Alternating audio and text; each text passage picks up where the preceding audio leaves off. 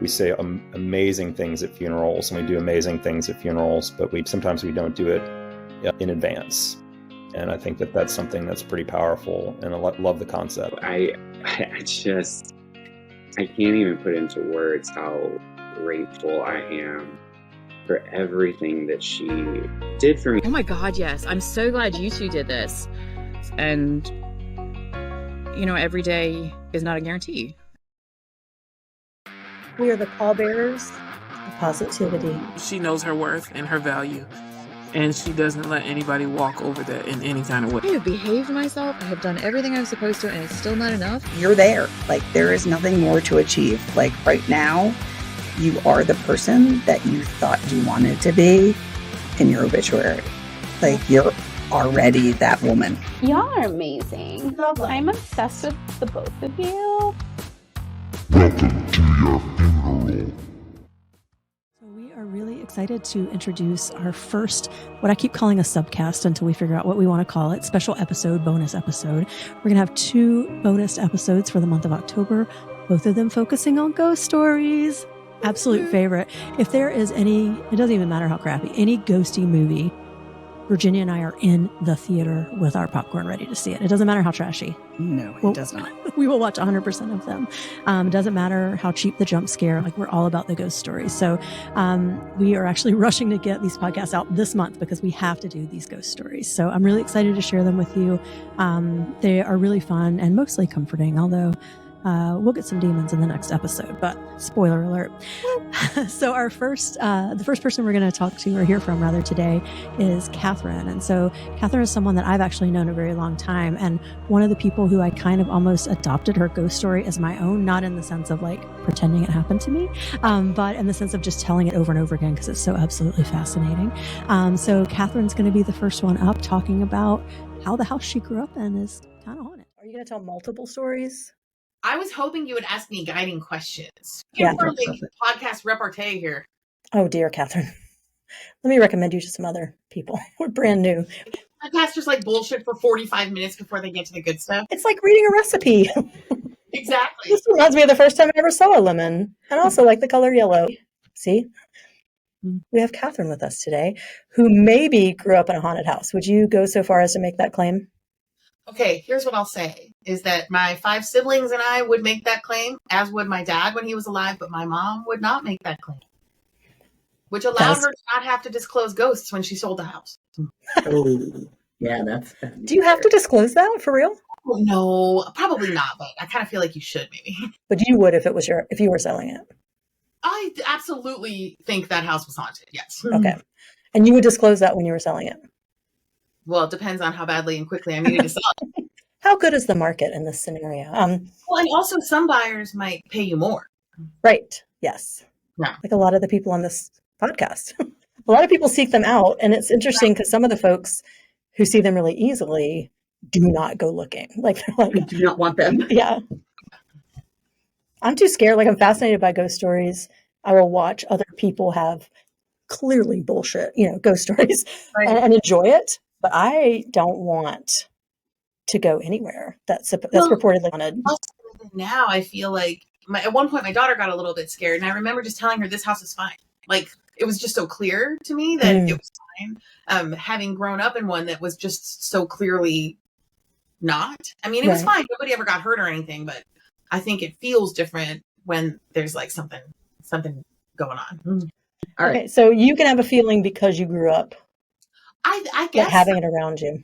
Maybe someone else would have that feeling had they not grown up in a house with all of that. You'd still walk in and feel it. I'm not sure. I mean, Beth, you've been there. I don't know that you felt anything. Like, I don't know. It didn't. I feel kind of left out. Yeah, it was a long time ago. But here's the thing. I'll say this. Like, when I was really little, my twin sister and I shared a bedroom. And that's where I first saw what later I would think of as some kind of a ghost. And I did not think when I was little, oh, that's a ghost. You know what I mean? Like when it was happening, I just thought there's a man standing in the doorway of our bedroom. And I didn't think it was a ghost because I was too little probably to even consider that, Right. They come so easily to kids sometimes. That's what they say, right? The kids see things more easily. So that was the one where I was the youngest and it was the most frequent. Like we would wake up in the middle of the night and look in the doorway to the hallway, and there would just be this man. I kind of remember him on me like leaning on the door jamb with a hat on. And I would just be like, oh, that man is there. And I remember getting scared, and I would put my pillow on my face. And kids are so weird and dumb, but I would put my pillow on my face and walk through down the hall to climb into bed with my older sister because I felt more comfortable, leaving my sister in there behind. But yeah, for some reason that seemed like a good idea at the time. It's like, could you eat my twin? Do something terrible to her and not me, because I'll be all Yeah. Don't worry, there's another one in here. It was enough to feel scary, but again, like I don't know that I would have used the word ghost back in the day. Mhm, right. So what did he look like? So you said this is where people bug me on the ghost shows because they say they were in period dress. I'm like, what period? So like, was it an Abraham Lincoln hat? Was it a newsboy? Like when I was a kid, I was a Catholic. I was raised Catholic, and we would go to church, and all the men would take off their hats and put them on the windowsills at the beginning of the mass, and it looked like those hats, like whatever those hats were in like the 80s, that that men would wear to church and take off. Like I guess like a bowler hat, or I don't even know. Like trilby or something. So it was kind of like a low hat, not a top hat. And he seemed like tall and thin, and he would just kind of like be standing there in the entryway to our shared bedroom.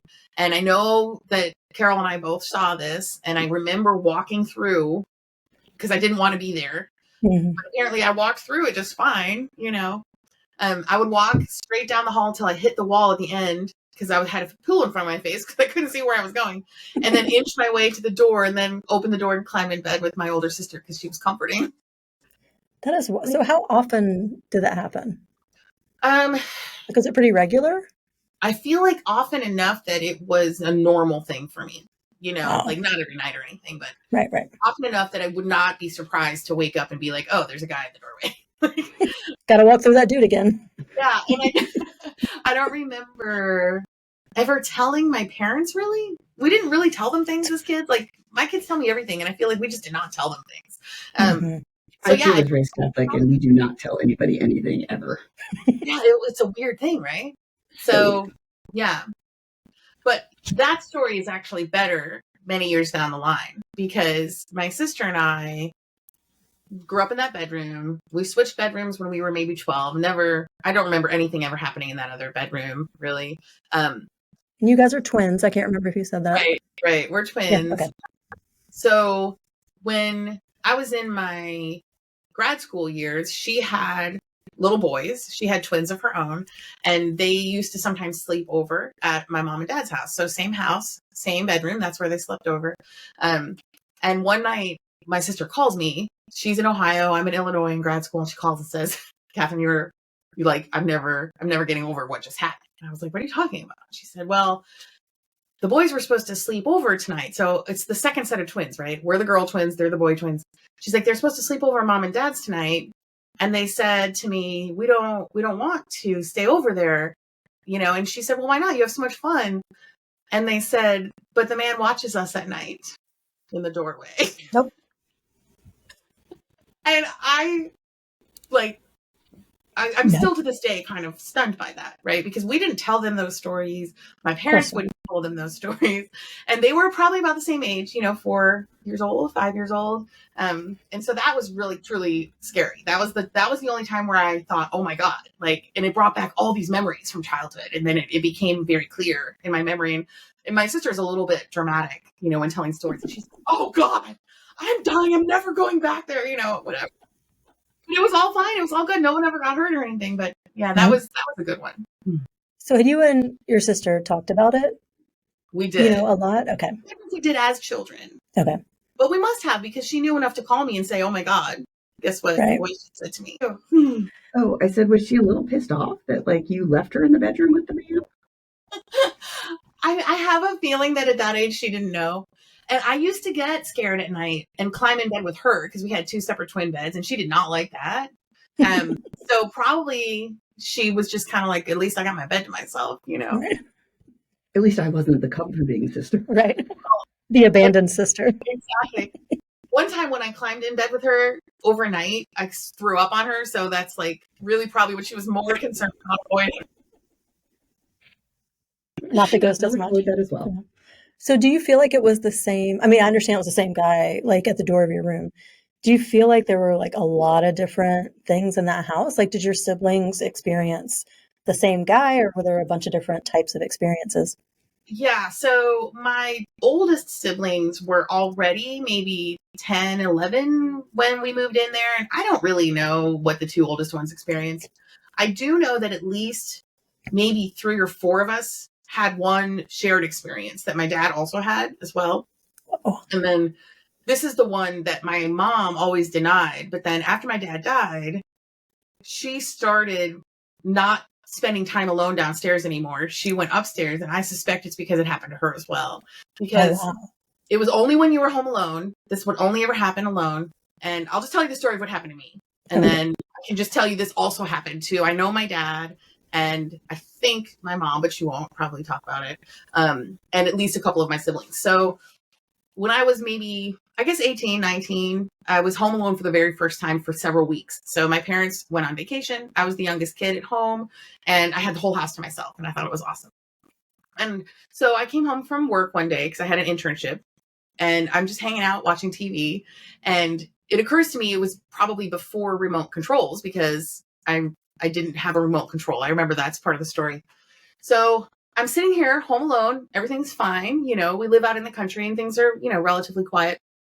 And I'm watching television, and then all of a sudden, clear as day in the room above me, I hear footsteps. And it's like very strong footsteps, clear, not like a creak or whatever. And it's like they walk across the floor, and I hear what sounds like dragging furniture, and then they walk back across the floor. And, you know, they say you don't know if you're a fight, flight, freeze person until it happens. And I froze. Like, I just sat there for like, at least an hour, hour and a half. And I remember because I couldn't change the TV channel. Like, we had an old TV and I couldn't get up and change it. I just watched whatever was on TV, and I was like, like, and if it had been an intruder, I would have been screwed. Like, I was just literally frozen. And then for as long as it takes to sit there and freeze and whatnot, then the phone rings. And I don't know why, but I got up and I answered the phone. And it was my dad calling from this campground where he and my mom were. And he could tell. He's like, "Oh my God, are you okay?" And I said, "No." I said, "I'm really scared. I think somebody's upstairs." And I told him what I heard. This very clear as day footsteps, somebody dragging furniture, and clear as day footsteps. And I said, "You know, Dad, I haven't heard anyone leave or anything. So I don't know what to do. And I probably should have called somebody already, and I didn't do anything." And he starts laughing. I'm like, "What are you laughing for?" He's like, "We've all heard that." And I was like, "What are you talking about?" And again, this was my first time at home alone, extended period of time in the house. And he said, "Oh yeah, like that's something we've all heard." And so then he tells me a story about him getting home from school one day, or from work rather. And my twin sister was famous for constantly rearranging furniture. And so the same thing happened. He's sitting in this chair. He's home alone and doesn't realize it, goes upstairs because he hears her moving furniture, and it's like, "Oh, Carol must be home," and no one's there. And so he's like, "It is exactly what you heard, Catherine. This is what I experienced too." And so it's like kind of like that echoing thing that happens with my nephew's story when they see the man in the doorway, where it's like, as soon as it happened to me, he was kind of like, "Oh yeah, that's exactly what happened to me." And I really thought someone was in the house because it doesn't sound like a ghost. It doesn't sound like spooky or whatever. It literally just sounds like someone's walking around in your house, you know? And I suspect no one was ever walking around in the house, you know? So yeah, that's a story that, you know, it happened to at least a few of us, and was always home alone, always very quick. Like, I didn't hear it more than once. I heard it once and it was over. That's what happened to my dad too. And he was so casual. It never occurred to him it was an intruder or whatever, because it sounded just like Carol. It sounded like real footsteps, moving things, you know, walking around, and then no one is there, you know. And I had to sleep. That was my bedroom right up there. So I had to sleep in there. And I remember lying in bed, just like every single sound, just being terrified. But I never heard that again. I only ever heard it once. And like I said, my mom, after my dad died, stopped using that room for TV and whatever. She moved it all up to the upstairs, and that's where she would sit home alone at night. And I would bet money it's because she got spooked. But again, she will not admit to it. Catholic mothers never do. I know. And maybe it's partly like she's just not a superstitious type person. She's a very practical person, and maybe it's partly religion. I don't really know, but she did not want to go there. When we would talk about it as kids, she would just laugh and say, "Oh, I don't think that's real." So when your dad went upstairs to look for Carol, the furniture had not been moved, right? So like there was no actual moving. It was just the noise. no actual moving. I'm assuming no actual person, right? Right. No, but it was a very consistent story. Like, I think Carol also heard this, and it's that very clear, like, scraping of furniture, but there was carpet up there. So that didn't make sense either. Like, it sounded like moving furniture on wood, but when we carpeted years before. So I don't even know what that was all about. Yeah. Okay. So that guy's watching you sleep, just waiting for you to get up so he can move stuff around. He's like, I gotta rearrange this room. Why are they here? This furniture looks terrible. Get out of here. Yeah, you guys keep screwing up my my decor. It sounds real. Like, that's the weird thing about it. Like, you know, I don't like watching horror movies, but I like watching ghostish movies, and they always seem to know right away that it's a ghost. Mm-hmm. You know, I don't recall ever thinking, oh, that's a ghost. I thought there was someone in the house. Yeah, that's what interests me so much, is that people are like, oh, I could tell it was good, or I could tell it was bad. I'm like, just by the feeling that you get. And you were like, I could tell it was a real person. Like, it was that convincing. I mean, I feel, though, like, I could feel that, like, I do think the house felt different than other houses, but, you know, who knows? Maybe that was informed by those experiences as opposed to informing them, but it does not feel like the other homes I've ever lived in. Have you experienced ghosts in any other places? I mean, you've been to some old places in England and Scotland, and ghosts seem so real that I didn't know. Right. No, as far as I know, I haven't, including like, you know, you and I, when we've been in the old places in England and whatnot, I've never quite felt that anywhere else. Although actually that's a lie. When I was at college, there were some weird things that happened in some of these like old stone buildings or whatever. Some of them are easily explained, but I had a dorm room where like the door would unlatch and open, or the water would turn on, and I always thought that was weird. I think that's fair. Yeah. I think it's fair to think it's so Catholicism is really the thread here that you're following, right? Because you went to a Catholic college. I know, it's probably all the old Catholic, like, guilty ghosts. They're like, I'm doing penance here. Somebody work with me. I'm in purgatory. My mom used to always say, pray to the poor souls. You have a regular life. I need some help from the ghostly realm. I think you have another ghost story, though. Because I remember one about your dad telling you about a book flying off the shelf. So this is one that my mom would admit to back in the day. Now, she's 83. I don't know if she will admit to it now, but they move into this house. Now, first of all, I have to tell you this funny story about this house. So the house is very, very old. It's built in 1830 and rumored to have been part of the Underground Railway and stuff like that. And my parents moved into this house after living in the backyard next door for 3 months over the summer with 4 kids and a 100-pound dog. Is the people who sold them the house reneged on the deal and wouldn't move out when they agreed to. Oh.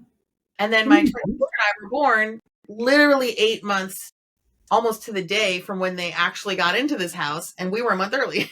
So we were like celebration babies, like surprises, because they were like, we're finally in a house, you know. So I believe, I don't know this for sure, and my siblings would probably correct some of this. I don't know. But I believe that this happened within that first year they were living there, before I was even born. Oh, okay. So my parents' bedroom was upstairs, and the living room was downstairs, with a lot of built-in bookshelves. The really beautiful old wooden bookshelves. They all painted it white and had white sheer curtains. It was just so beautiful. Colonial home, you know, whatever. And my mom and dad both wake up one night because they hear like boom, right? And so my dad dutifully goes downstairs to check on this. And there's a book on the floor. He's like, oh, that's weird. So he picks it up and he puts it away. And now I don't know if this was the same night or a different night or whatever. They wake up again and hear boom. And he goes down again and it's the same book on the floor. And he picks it up and puts it away. And then it happens one more time. And the next time it goes boom. And it's like across the floor when he goes down to get it. And he puts it away. And my dad was the calmest person you ever met, and not a bullshitter really at all. And that's the story. He never changed the details of it. And he could not remember what book it was. That's the thing. That was my next question, was like, clearly that spirit wanted him to read that damn book. I'm like, what? I don't know. Is the question from that story. But what was the book?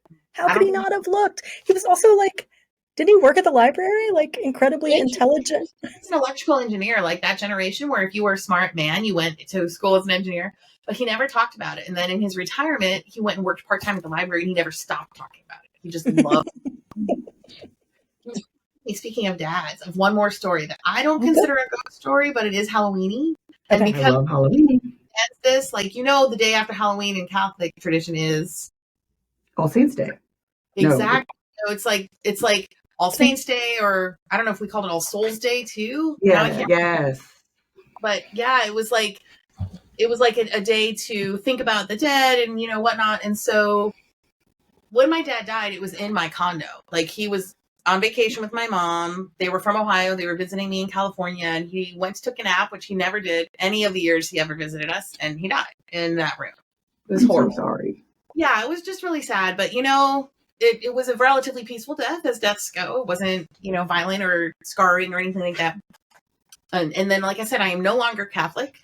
But that year, like, he died in July, and that year, I remember so clearly going into that room, pulling out the pull-out sofa that he died laying on, and lying down to take a nap. And that is, I swear to God, I talked to him during that nap. And it was All Saints Day. So for me, as like a former Catholic, I was like, oh. And I remember waking up and I was like drugged. Like, I felt like I had totally been like drugged. And in that nap, I was holding the baby. He was only 5 months old the day my dad died. And so he got to meet that baby, which was lovely. I was holding the baby, and I remember my dad saying, oh, we all say he's like my dad. And Sophie, she's like mom, and it was so clear. And it's like I could kind of see people, and I really, truly felt like I had talked to him. And so that's where I think about, like, I don't know that that's a ghost. I don't know what that is, but I thought it was interesting that it happened on that day, recognized as like kind of The like, day that- and also, right after Halloween and, whatever. And I never experienced anything quite like that before or since. And that like soporific kind of like, I couldn't come out of it. I woke up and I was like, oh my God, something happened there. It wasn't really like just a nap. And it was just weird because it was literally it was even the half of the sofa bed that he had been lying on when it happened. That's where I was lying That's down. actually incredibly beautiful. Yeah, I really love is. It's one of my favorite. I felt like it was a gift. I was like, I really feel like this was a gift. So it felt comforting to you. Like your when other you ghosts. realized. Yeah, we have another person who talked about her stepdad dying and the way that he shows himself to her sister as opposed to her, and yeah. So no, I think it's so special, and I remember you telling me about that when you came to visit after, and I know your connection to your dad was so special, and he was just the coolest guy. So yeah, of course he's going to come back and comfort you, and refocus you on Silas, like refocus you on the generations that are still happening, that they all came from us. Like, it's okay, I'm gone, but we're not gone. Like, that's just beautiful. It was so lovely. And Sagai, my son Silas, really does remind me of my grandpa, which is what he had said, is, oh yeah, we all say he's like grandpa. And I'm like, man, he really kind of is. It's kind of like gentle. Did you worry about who we all were though when he said that? Like, who'd be talking to? We all think this. That's so funny. I had a dream too, like, we were looking for a new house, and it's terribly hard to find one in my town. They're very expensive, and there's only ever one on the market, and then there's $50,000 of foundation work to do, and all this stuff. And we were on our 4th or 5th escrow by this point. Like, it took forever. And I had a dream that my dad, who was an electrical engineer, I walked into this garage of my new house that I wanted to buy, but of course it didn't match up with anything we had seen. And he was in the garage, like, checking outlets and opening up like the power board and stuff. And he said, I'm just checking this, making sure it's all safe, making sure this is a good one. And I remember saying, oh my God, Dad, thank you. And I said, can I touch you? And he said, yes, but I have to go. And I remember touching him and then waking up. And it felt so real. You can make me cry. You die and then you're my ghost. I'm crying. I know, I'm crying.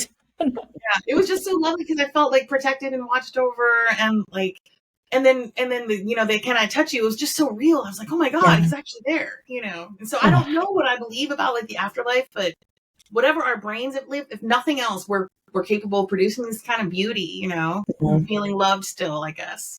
Yeah, that is gorgeous. Oh, I don't feel like we need to be able to say for sure what these things are.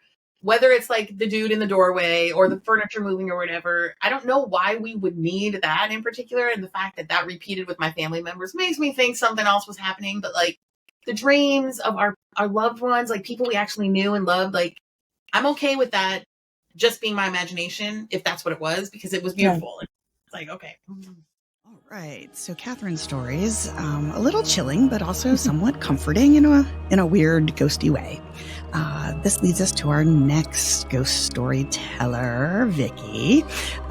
Vicky also has some comforting family connections, much like Catherine. Like these ghosties just want to make sure you're all safe. Let's hear it. So, Vicky, I'm so excited that you're going to tell your stories, and you have more than one, right? This is kind of an ongoing thing. Yeah, I have a couple, but I've got one main one that's really crazy. So yeah, I'm a Halloween girly. Love Halloween. I've grown. I mean, I'll get into this, but I grew up like both my parents are a believer in ghosts or spirits. Like it was always a thing in our house, always. So that's all right. So focus on you, Vicky. Let's hear it. Okay, awesome. So, kind of like I said, both of my parents are very open and it's just always been talked about, the lights just flickering has always jokingly been, oh, well, that's got to be our resident ghost. It's just it's always been open. It's never been taboo. It's never been anything crazy. And then I'm half Asian. My dad is Asian. And so just like culturally, like you look for signs of your ancestors and you respect your ancestors. And so it's just, they're always looking out for you almost, so that's like my background in ghosts and all of that. But this specific story, so just a little set the stage. My husband is a teacher at a high school boarding school. So the students live on campus. So a perk of that is that we also get to live on campus. And so we live in a townhouse that is connected to a girls' dorm. Yeah, and so that's already something fun and crazy. And the school opened in 1916, so it's got some history. Yeah. So about 5 years ago, before we moved into this townhouse, it had actually caught on fire and had to get renovated. No one died, thank goodness. I'm pretty sure it was like some student, not something in the microwave. Like it had burned and the firemen knew what had happened. It wasn't anything crazy. But it had burned down. And so it had to be renovated and all of that. But the first week, so burned down 5 years ago, we have been here 3 years. So 2 years after it burned down, we moved in. So the first week we moved in, very small little stuff was happening. The washer would just stop. The dryer would just stop. So then I thought it was electrical, like maybe something's tripping, and then they would start again. So I'm like, I put a work order for it. Came in, nothing was wrong. It just happened all the time. Don't know what it was. Just small things. Things in my laundry would always just go missing and then turn up folded in our spare bedroom that all of our junk is in. Which, okay, maybe that was my husband. I don't know. Maybe I picked it up, folded it, put it down. I was explaining all the things away because they were just so like little tiny things. So then our cats were just fighting, and I think I had a bad day. And the washer had stopped and smelled like mildew. And I'm like, I'm going to contact Tracy, who is a medium that I have met with previously, to reach out to some loved ones. And we have worked together for a couple of things. So I had told my husband, I am contacting Tracy because I need to make sure that this is not something spiritual or whatever. And, I'm a little hippy dippy anyway. So, I did. And so that I had said that to my husband. Next morning, 7 a.m., alarm goes off, get ready for work. I come down my stairs to grab my water bottle from the kitchen. Go back upstairs, finish getting ready. 45 minutes goes by. I come back downstairs to make my coffee, head out the door. As I come down the stairs of my living room, I see smoke coming out of my kitchen. And so, panic. Yeah. All at the same time, I yell for my husband, who is dead asleep in bed, and the fire alarm goes off, all at the same time. So you never know what you're going to do in fight or flight situations. It just happens. Your brain just takes over. And so I ran into the kitchen where all the smoke is because our kitchen leads to the outside. So I'm like thinking about opening the outside, like figuring out, it's not a scary amount of smoke, but it's coming out of my kitchen into my living room. Yeah, I think any smoke that you didn't know was there is bad news. And again, 45 minutes prior, I had gone into the kitchen to grab my water bottle. Everything was fine, nothing on fire. Didn't even think twice about anything. So I go run into the kitchen to open the door, and I see that, okay, let me preface this. I understand this was a terrible idea. This is a terrible mistake that is 99.9% fine except for the 0.1%. So our air fryer was sitting on top of our stove. Should it have been there? Absolutely not. Should not have been there. It was. So as I run into the kitchen, it's the air fryer caught on fire. It's plastic melted everywhere, like sparks coming out, like on fire. It's not plugged in. Again, fight or flight, not smart, shouldn't have done this, but I just pick it up and throw it outside because it's on fire enough, but not in flames that it wasn't like I was gonna burn my hand. I just needed to pick it up and chuck it outside. And at this point, my husband's there. He's holding the door open for me. It's a little chaotic, but I get it out there, chuck it out. So then I like evaluate the situation. I'm like, did this catch on? Did this spontaneously explode? Was it some chemical reaction? I'm like sciencey trying to process, was it some chemical reaction? What had happened? And I see our stovetop is turned on to high. And so we have a stovetop that you have to push in and turn. Oh. And so it had been turned on to high and just melted and then that's what caught on fire. Melted the plastic caught on fire, it caught on fire.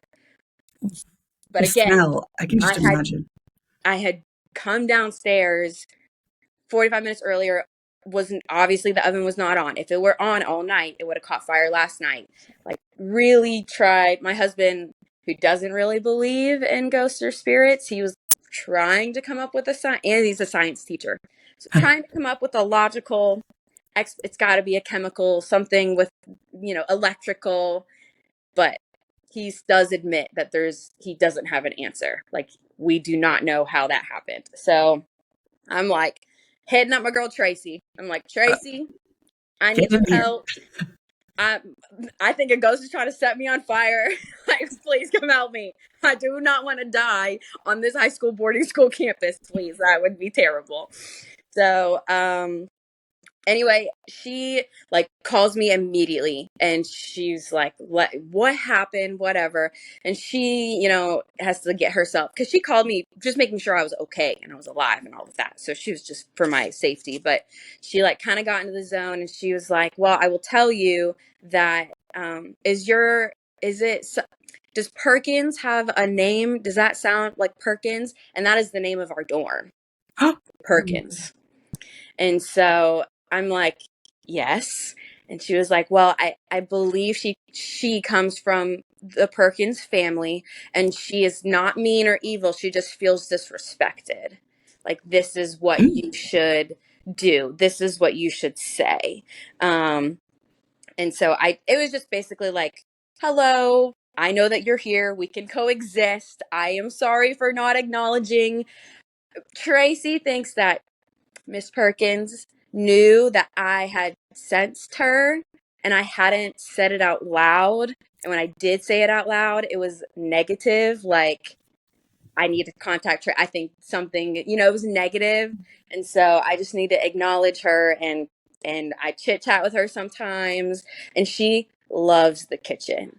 Like, I will feel her more in the kitchen than anywhere in the house. So anyway, yeah. And since I've been acknowledging her, nothing, even my washer dryer, totally fine. Everything's fine. Whoa. Just needed to acknowledge her. And we chit chat and kiki sometimes. And now she doesn't want to burn me down. That is good. She probably, depending on how old she was, like, damn, I air fryer, newfangled cooking. Oh, cool. So, but you had, I mean, you already know, Amelia, that you have problems like a girl. So you had other things kind of leading up to this. Has it been whole life? Yeah, I'm for the most part, I mean, again, to each their own, and everyone can, it's a spectrum, right? Everyone can, like, someone can listen to this and be like, she's completely making that up, and that's totally fine. That's totally fine. But I have had just weird experiences and just unexplainable feelings, and yeah, and actually I'm quite jealous, but I believe I think it runs in our family because, some of my siblings, like my brother will just be like, I think something bad's going to happen. And then like, I just get this dread. I have this dread. And the very next day, my stepdad died, and it's like, just like, but that is so common. Like my mom has always been like, I think it comes from my mom's side of the family. But it's something. I just have always felt connected, or I always have felt a sense of either comfort or discomfort, but yeah, I've always grown up believing in spirits, knowing that they're there, acknowledging them. This comes from my Asian side, but I will, reach out to my spirit guides. And when I say that, I literally am just like, hello, angels, hello, spirit, like someone help me make this decision, or please someone show me, and whether it's coincidence or what have you, like signs do come.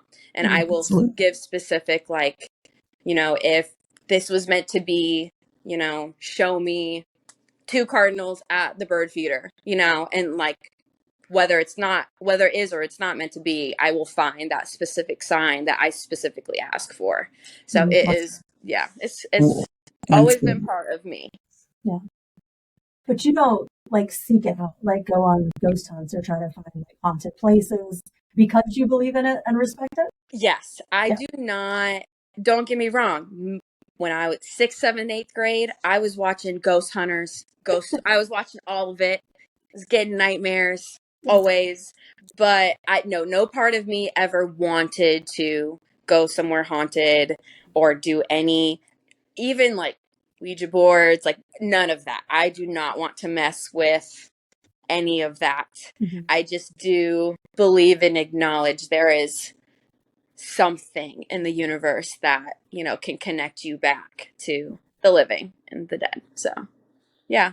Yeah. I mean, we're both believers, so like there's no. I do think it's a different way of thinking about it, though. Like, I think the way you're talking about it is almost like this awareness that then there's this other realm that's coexisting right next to us at all times. And then you're sometimes aware of it, Yeah. self-known to you. And you can reach out to it, like you said, and kind of draw on it. Yeah. Yeah. Which is, I think, a different to have it as like, there are people who feel like they're sensitive, who feel like they see a lot, who go on ghost hunts. But to have it as a part of almost your identity, I think is unique. Yeah. Yeah. And I mean, I'm just, like you said, and Tracy, again, the medium that I like to use or go to or whatever, she always will say, like, your loved ones, if there is a connection there in the living world, there will always be one when they pass. And just because, my stepdad's spirit is with me doesn't mean he's not with my mom. He's also with my mom and also with my sisters and also with my, it is like, it's not like you can be just at one place like you are living. Yes, exactly. It's lovely. That's very fun. Yeah. And it's very cool because my stepsister, when maybe a few weeks after my stepdad died, which tragic, just freak accident, like fell off a ladder, whole shebang. Sorry.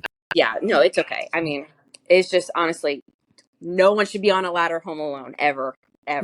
Anyway, but about a few weeks after his passing, my stepsister, he came to her in a dream, and it was so cool. And she was like, they were in the hospital where he, like, same setting, same room, same everything, but he was totally fine, totally healed. And he was like, oh, sorry, that was my laundry. I apologize. She knows you're talking about her. I know. So my stepsister was like, "Oh my gosh, like you're healed, Dad. Like we can take you home. We can bring you home." And he was like, "Oh no, honey. Like I hit my head way too hard. I'm already past. I'm just saying goodbye." Oh, Yeah. So anyway, we totally believe in all the things, and we look for all the signs. Yeah.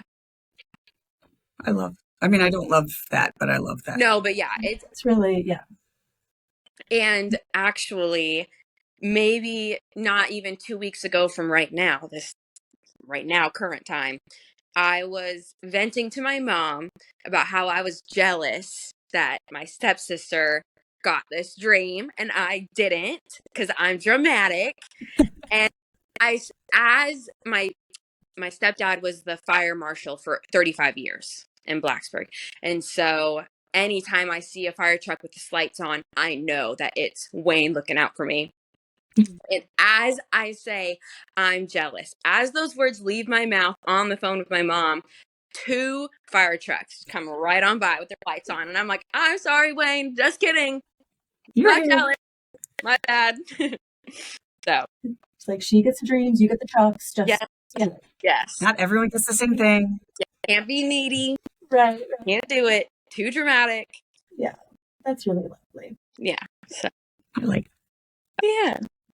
Well, one thing that I find super interesting always is that Tracy's my go-to girl. I've met with her maybe only like 3 or 4 times.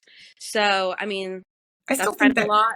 that makes her your girl. That like I have like an eyebrow lady and think like once you've seen them like 2 or 3 times, they become like you have your own medium. It's cool. Yeah. Yes, exactly. She always tells me that my mom is living. Like she's alive, healthy, well. She always tells me that my mom's spirit comes through first because it is so strong, even though she's living. Like her spirit surrounds me, which is very cool. That's super cool. Yeah. Protection. Yes. So mothers' loves are always protecting their daughters. I can't even imagine what kind of a force to be reckoned with she's going to be later. Yeah. And actually, Tracy told me that mom will find someone else. And I am not going to like him at first, but he's going to be good for her. So I'm going to have to get over it. Oh, no. Now I'm worried for you. I know. What happened for your mom? My mom, I don't know about him yet. But anyway, yeah. All right, so Vicki had some comforting and kind of domestic ghosts, kind of like Catherine. So we're moving on next to Dan, and Dan's kind of fascinating because he will, as you'll hear, he's from a really big family, very close family, and I think he's so casual about his ghost stories. So he actually started a chat with a bunch of family members because they all have ghost stories in this family. And they're always family members who have come back. And so it's so interesting, this close-knit family, but it's also kind of funny the way that Dan will just kind of be like, let's see, what's the next story? And then just tell it like it's no big deal. So they're so accustomed to having these kinds of visits from ghosts in their family that it was just like, I don't know, which stories do you want? So I think we got a good collection of them, even though we couldn't include them all. So I really hope you enjoy Dan's story. So Dan, thank you very much for coming to tell us. You have a family full of ghost stories. It sounds like a family full of people who come back and of people who are able to see those who come back.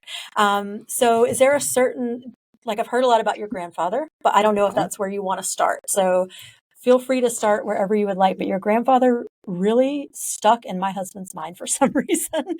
The stories that you told him when you guys were kids about this ghost I don't know if it's a reason he believes in ghosts, but it definitely was foundational for him and his own kind of interest in ghosts and things like that. So do you want to start with your grandfather? Sure. Okay, awesome. I mean, it's funny that, because I think he probably knew my grandmother more than my grandfather. I'll read off some of the things that people had shared. Like I said, I asked family members to share out, and I think two maybe were too shy to come on. That's fair. Doesn't sound like my family. Let's see. So,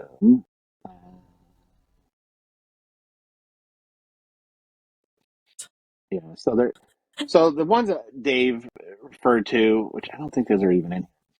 So I think it's my cousin Isaac who saw,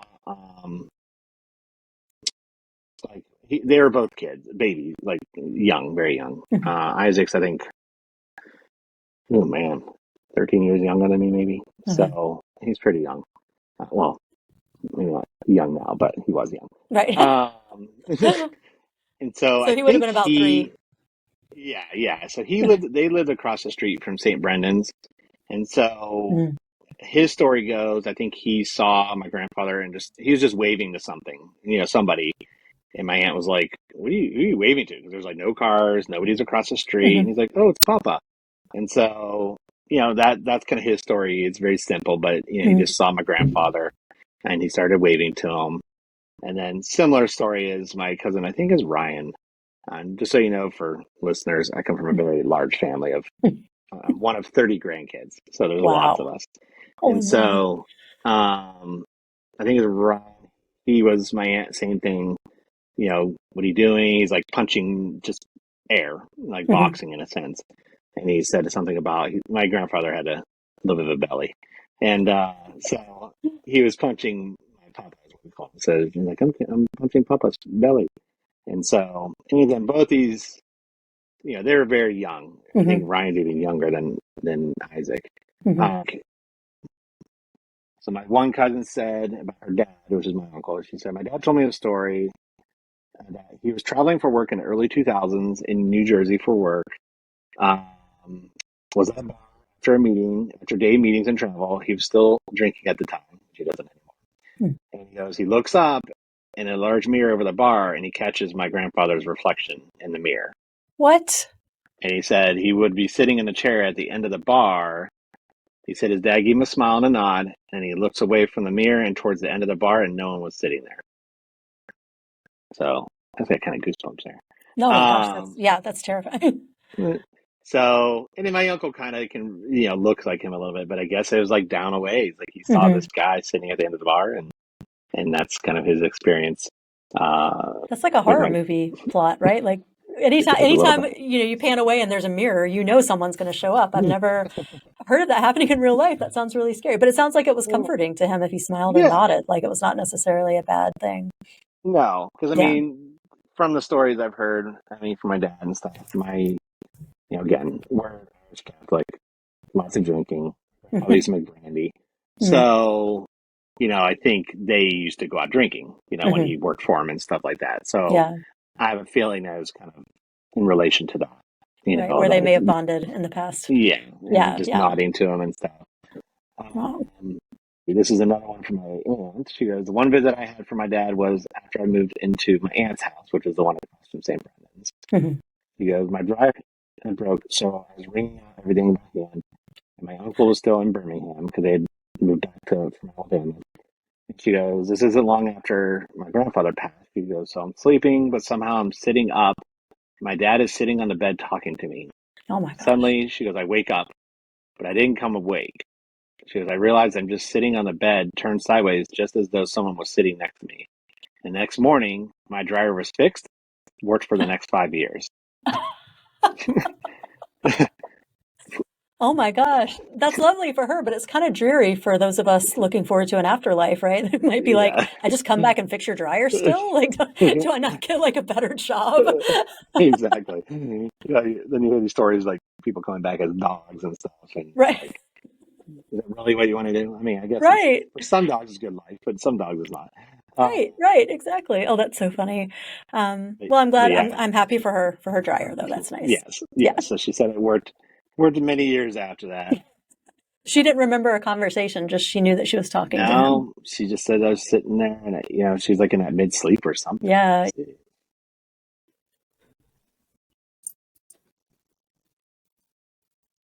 My other aunt told me. She said lots of little reminders that he's always hanging around. Or he's hanging around. She goes, I was only home. This is my aunt from Texas. So she's like, I was only home for a week or so after the funeral, so I only heard these. She goes, my mom, she said, your mom and aunt were helping cleaning up the office and started arguing. And she said, my grandmother told them to stop. And that puppet, my grandfather wouldn't like that. They continued. they continued though, and then she said a picture fell off the wall, and then they stopped.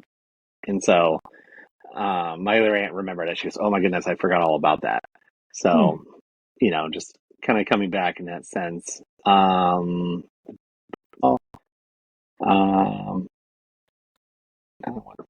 So I guess they said the picture that my mom and aunt were yelling or arguing. I guess they said it moved or shook first. Then they said they were still arguing it, and then it fell off the wall. And then she said everybody turned around and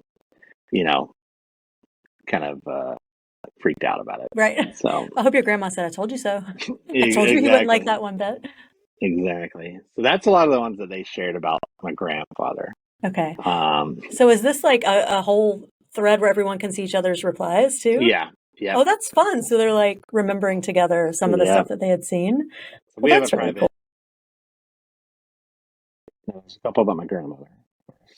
Oh, So let's see. So not really about my mom. I mean, I get visits occasionally in dreams of my own, mhm. but nothing like physically like that's my mom or I Right, see, right. that. But she's definitely in my dreams. I mean, That's she's good. in one last night. I don't remember much about it, but she's in there keeping an eye on us, I'm sure, and That's torturing me comforting. when she wants, right?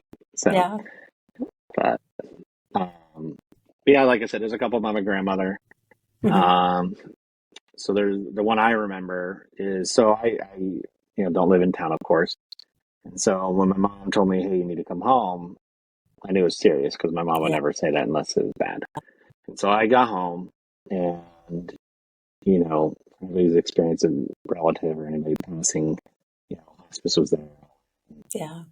I came in and I saw, she was kind of her breathing started to change, but I kind of felt like, I mean, I wasn't the only one who lived out of town, but I was kind of her boy, Mhm. sorry, because when I moved away, because we were really close, Yeah. and so I remember like most of the family was there. We gathered, we held hands, and it was Thanksgiving. It was the day before Thanksgiving. Oh, wow. And so I don't remember if it's snowing or not. I think it was like maybe a light snow. It wasn't crazy or anything like that. Mhm. But the electricity went out. So we're all sitting there, and the electricity went out when we were all gathered around her, which is just weird. And then shortly Yeah. after, she like passed. Oh, So wow.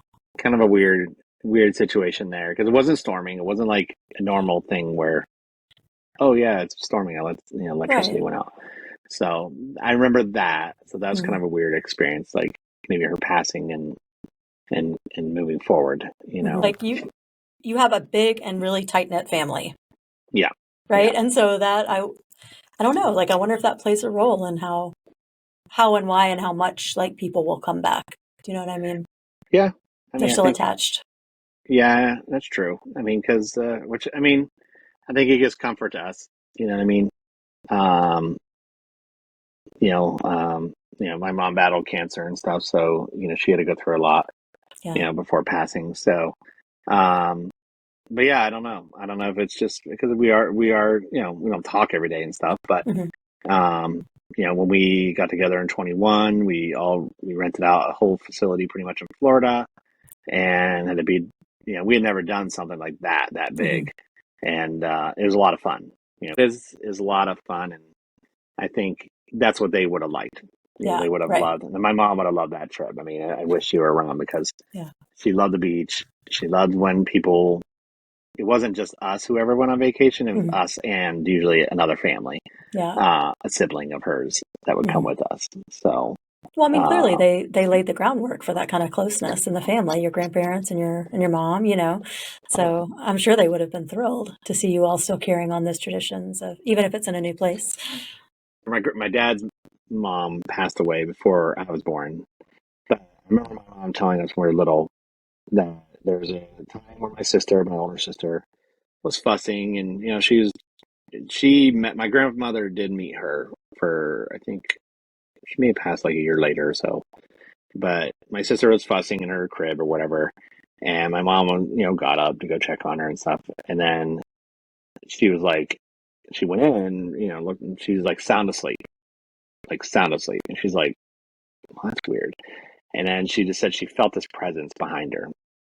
And she goes, I couldn't turn. She goes, I want to turn around, but she's like, I couldn't. And then she just realized, she's like, I could just feel your dad's mom, like, there with me. And she thinks, in her opinion, it was always my great grandmother, or no, my grandmother came down and visited her. There's, I think I told you earlier, my great aunt, she was always a good ghost storyteller.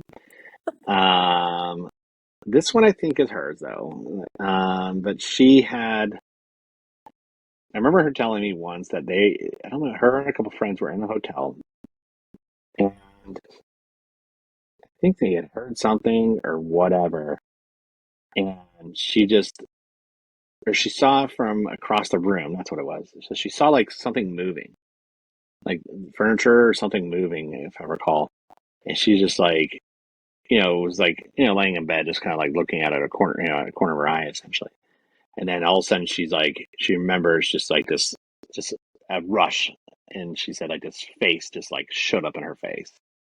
And she like just closed her eyes, and then she asked the rest, like, did you guys hear anything last night? And like, yeah, I did. I heard like something moving, but I didn't know what it was. So they didn't really experience what she experienced. Mm-hmm. But what freaked her out was, and she always said maybe it was like Grim Reaper in a sense, was there's a Halloween party or Halloween, I think it was a video that someone had taken, and of, at St. Brennan's, like the kids would dress up. Mm-hmm. And I think it was, the story goes like, this came across the screen, this face, and she like recognized it immediately and said, that's the face that I saw that night. Nope. And so kind of a freaky story. She was kind of a dark person in that sense, so I could see where she would have those type of situations.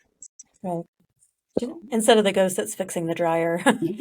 Yes, exactly. Right. She had a Grim Reaper come visit her. Right, yeah. He didn't fix anything. He just came. He disappeared. Yeah. Exactly. Yeah. So. Yeah. I mean, I think it's interesting the fact that everyone's got a couple about the same people, and that they're all, the Grim Reaper is obviously the exception, but they're all, they all seem to be comforting in some way or positive, or like, hey guys, we're still hanging out with you, like we're still a part of this close-knit family. I mean, that seems like a really, like a special thing, like I said, that they built when they were alive, and they still want to be a part of after they're gone. Yeah, you wonder, you wonder, like you said, afterlife, what is actually happening. So, right. Yep. I think if my family started a group chat, my mother they'd all have to learn how to use the internet. And then my mother would say, oh my God, this doesn't happen. You should all go pray for the poor souls in purgatory. And then she would leave.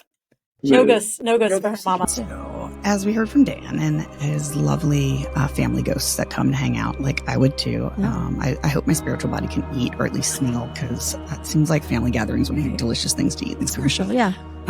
We move into our friend April. And April, again, in a similar fashion, knows that like Lynchburg here is very historic and has a lot of perhaps spiritual connections and such.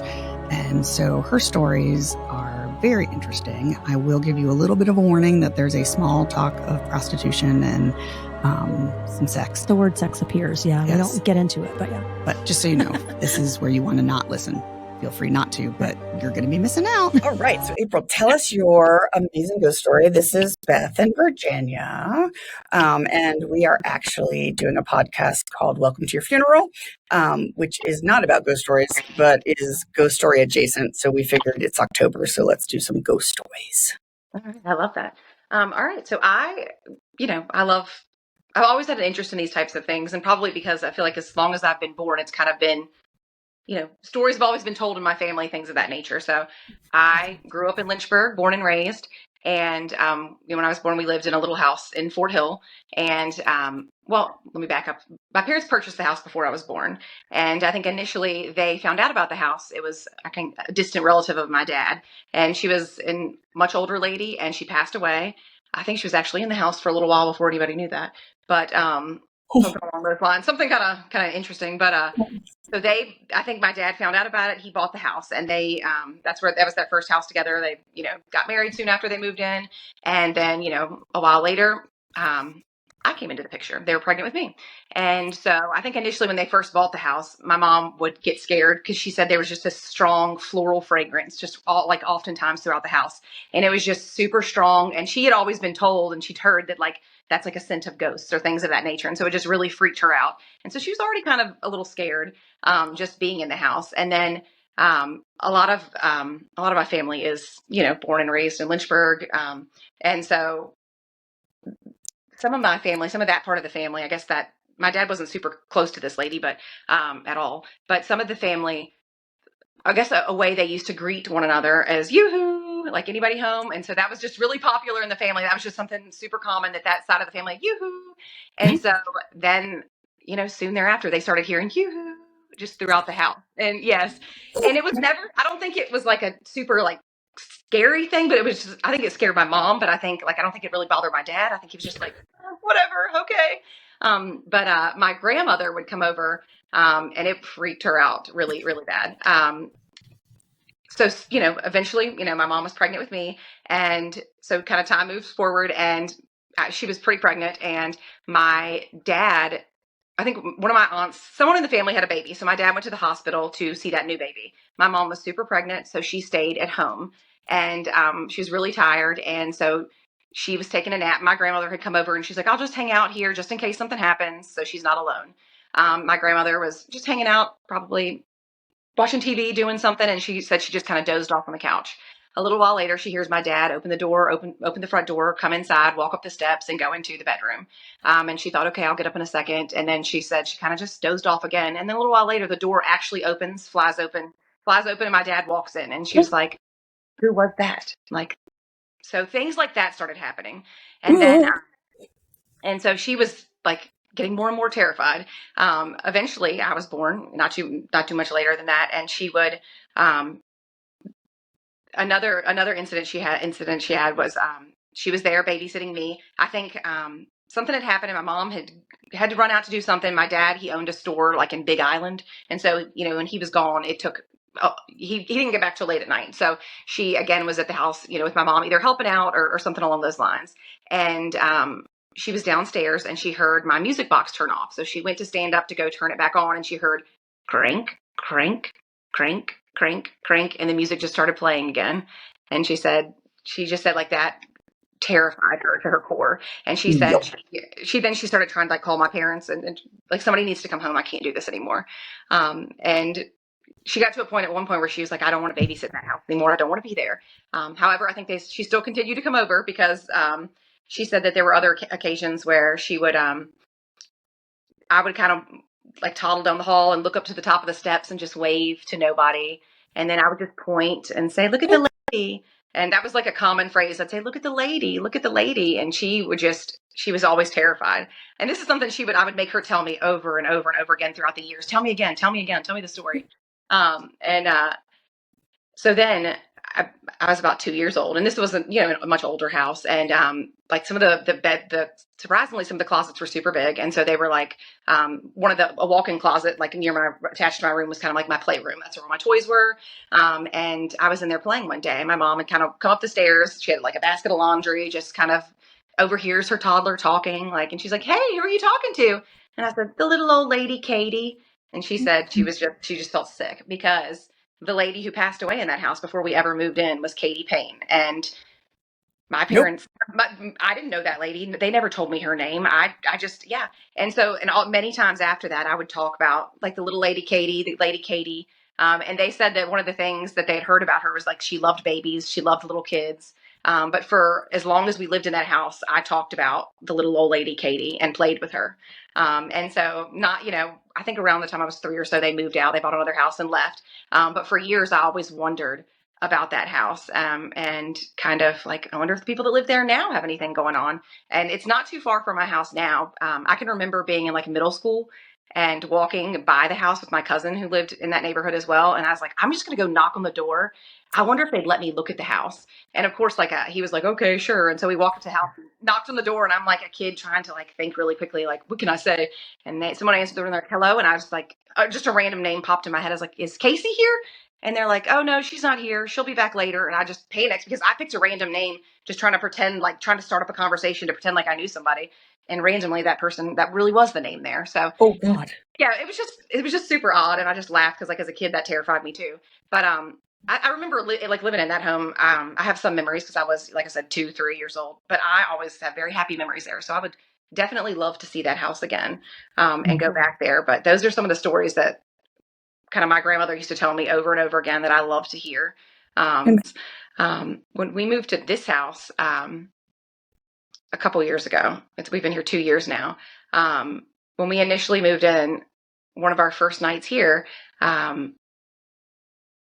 my husband woke up in the middle of the night and he saw lights on downstairs and heard me, or someone walking around. And so the next morning he woke up and he was like, what were you doing downstairs last night? And I was like, I never went downstairs. And he just said, he's like, the lights were on. I heard you downstairs. And I was like, I never went downstairs. We just moved here. It was dark, a bigger house. I was scared. I was like, I did not go downstairs. But he that's when he told me, and he does not believe in anything like ghosts, things like that. But he's like, I heard voices down there. Saw the lights on. I knew you were downstairs, and I could even hear like the railing, like somebody touching, like ting, ting, ting, ting, ting, the railing as they went downstairs. And I was like, that was not me. And it's been funny. We've had kind of a few things at this house, but I don't feel like a scary sense here at all. But maybe this area has got a lot of spirits presence. Yeah, like comfy ghosts that like just want to coexist and not like mess with you. I will tell you, my husband is the first one to tell me everything, what happens. Like he is now very curious. He's the kind that won't even watch like a scary movie. He's like, I don't believe, and I don't like things that just, but now he's the first one that wants to know. He's like texting, when are you all done yet? When are you coming back? Did you find anything? Send me a video.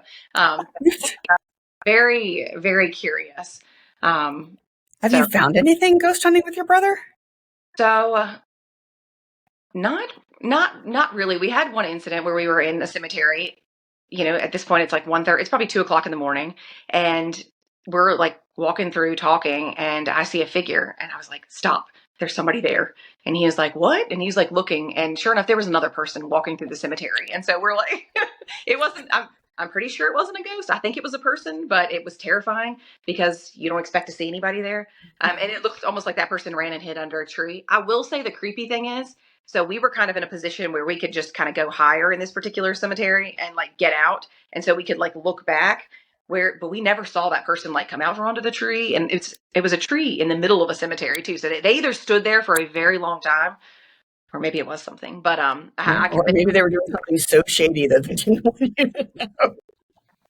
Yeah. So needless to say, I'm not going back to that cemetery in the middle of the night. It's either a person or a ghost, and I don't want either one of those. Yeah. I mean, and the no trespassing sign. So that is also, that's the big thing. I'm not scared. I don't think I'm scared to see a ghost. I'm scared to get the police. Like, what are you doing here at the park at 2:00 in the morning? That's what I'm like having to explain myself. I mean, they record everything, so that like on, right? Yeah, they'll remember to turn on the cam for me, and then they'll post it somewhere embarrassing. And we got to go to a house downtown. The people asked not to disclose the street name, but we went this past weekend, and we didn't. I will say, like, there was this moment. It's a super old house. It was it was built in the 1800s, there was one part of the house where like I instantly just got chills. Like every hair on my body stood up, and the meter went up pretty high. But then like we didn't pick up anything else after that. Like we had recordings and whatnot, and so we didn't. We never picked up anything else. But there were definitely moments where like I just had like the strongest, like scariest, like sense in my body. But they were very brief and they didn't last. And so, did you sense that they were neutral, kind of like the old lady ghost, or like do you get the sense that things are evil or good, or?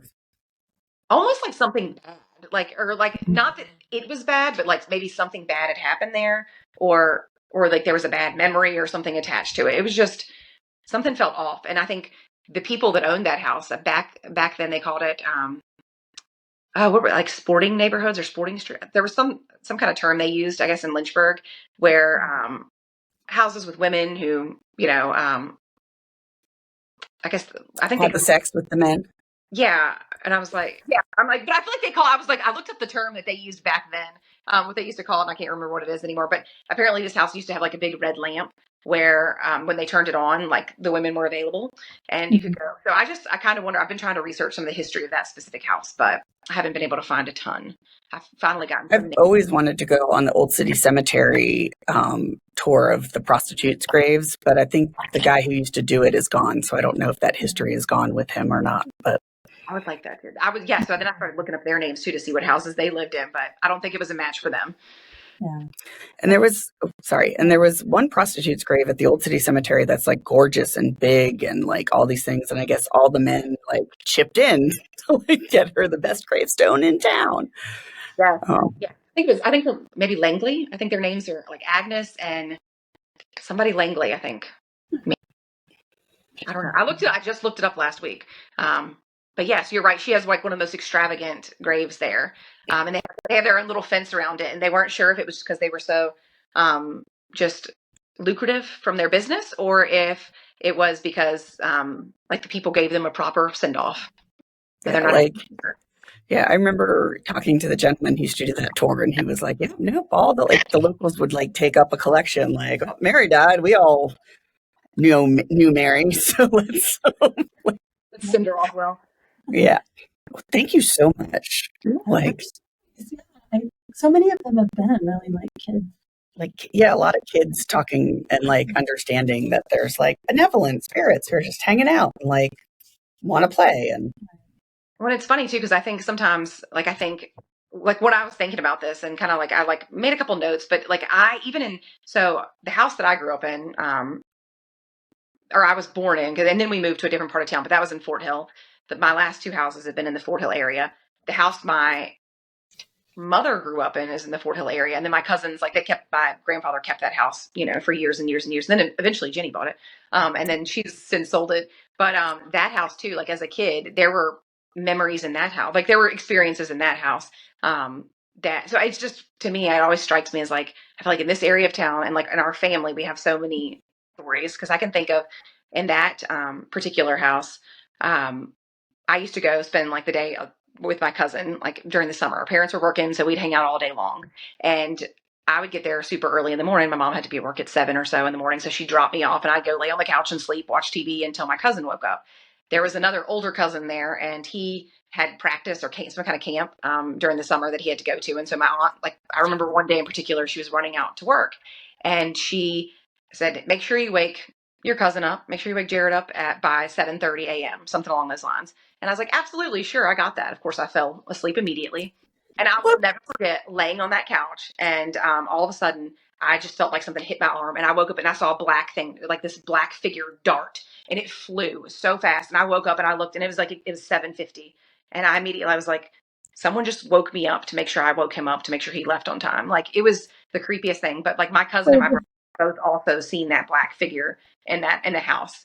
And that one did creep me out. Like I was terrified. I went upstairs and woke my cousin up and I was like, I'm not sitting down there by myself ever again. And goodbye. I'm glad you're on time.